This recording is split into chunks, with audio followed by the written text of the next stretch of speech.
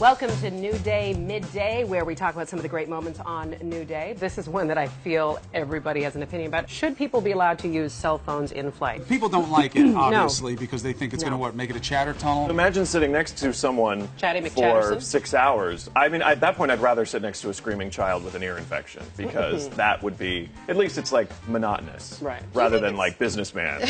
And it's going to be bad. And the rules, the etiquette rules on cell phone use are, if you're in a place where people can't get away from you, you shouldn't use your cell phone. Right. No one pays attention to that. I don't like the airlines telling me what not to do. I don't even like the seat in the full upright position rule. No, you know what? Actually, you have somebody on your side. Finally. There are some times that I need to call. There's headphones for people who might find it annoying, so let's prohibit phones in restaurants and other places, too. It's interesting to me about this with you, because I don't think you're a big cell phone talker. No, you're actually more of a texter or emailer. Right. I'm trying to get back to the phone. You're going old school. I am. I'll tell you why.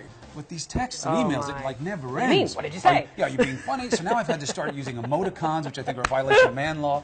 And I'm putting these smiley faces all over these things. It's something where like it's a semicolon, with, and I don't even know what that means. And sometimes your emoticons go to the wrong people. That's a whole other topic. All right. Can I show you a piece of video? You saw this. You saw it. I think it upset you a little bit. A 6-year-old's birthday party erupted into a violent brawl with children caught right in the middle. Surveillance video at a kid's play gym called the Jump Yard in Ohio captured parents fighting. The family fight apparently involved about 20 adults. 3 women and a man were charged with assault and endangering children. Some of the people that worked at the gym actually had to pull the children out of the way because they were kind of being collateral damage in this whole thing. I heard the kids were pointing at them and screaming, "Congress, Congress!" We're always trying to be parents, and yet often what they learn from most of the kids are not what you tell them, it's what they see in you. Yeah.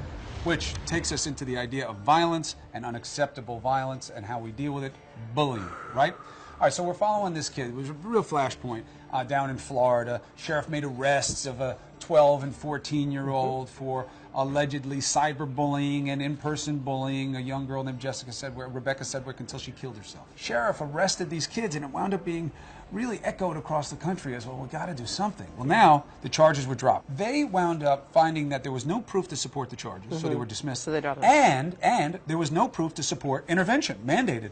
So it's voluntary for her. I didn't really do anything wrong. When you say you didn't do anything wrong, is that you didn't do anything that you thought would make this happen? Yeah.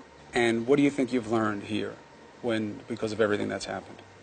Well, maybe you should watch what you say, and words do hurt, and you should use them carefully. Can I ask you honestly? Please. Did she feel contrite to you? It's because her friend died. The fact is her friend died at the end of the day. It's unfair to judge. Why? Because, one, the entire situation's been corrupted, because she's been blamed for that death. And there's a protection mode, and the parents and the pain, and she's a kid. And their processing emotions are very difficult. And that's an important thing to remember, because at the end of the day, she's what, 15 now? She has her life ahead of her. But her face has been put out there as the face of I bullying. know. And they found nothing to support the charges. Look, did she have a fight with the girl who wound up killing herself, Rebecca? Yes, she did.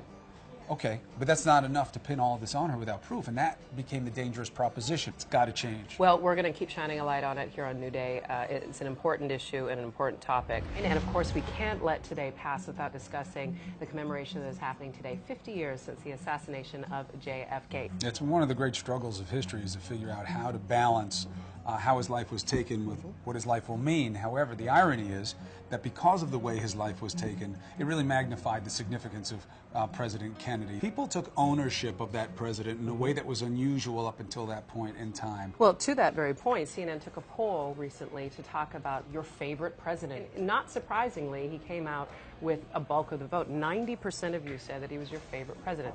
And it's interesting, online there have been some yays and no's. Some people agree, some people disagree. Karen said on Facebook, yes, and can't help but wonder how the world would be different if he were still alive. What made him different was that people attach a significance to him that is greater. And you saw that everyone else was just judged as a president in that poll. And then there's the whole other side, which we could do as a whole other midday discussion, the controversy and conspiracies that surround his death as well, which is a source of fascination for many. Can we have a little fantasy, though? Can we end on some fantasy here? Please. Why not? Michael Jordan.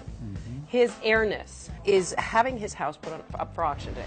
His number right on the gate, and you can see right there a little basketball emblem. 56,000 square feet on 7.4 acres. What's inside, Michaela, you ask?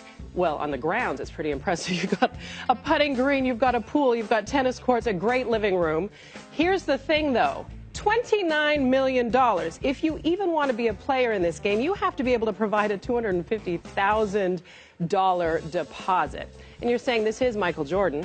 Yes, of course, it comes with an NBA regulation-size court. Here are my 2 digs on it. Give me. 1, I think it's a little light on the bedrooms. You got a 15-car garage. You got 9 bedrooms. And you have 19 bathrooms. And the other thing is, I want to guarantee that my vertical leap increases 7 inches the moment I get in the house. Well, that's the thing. Lisa says if she was rich, sure, our kids would love the basketball court. Build your own, save yourself $28,960,000.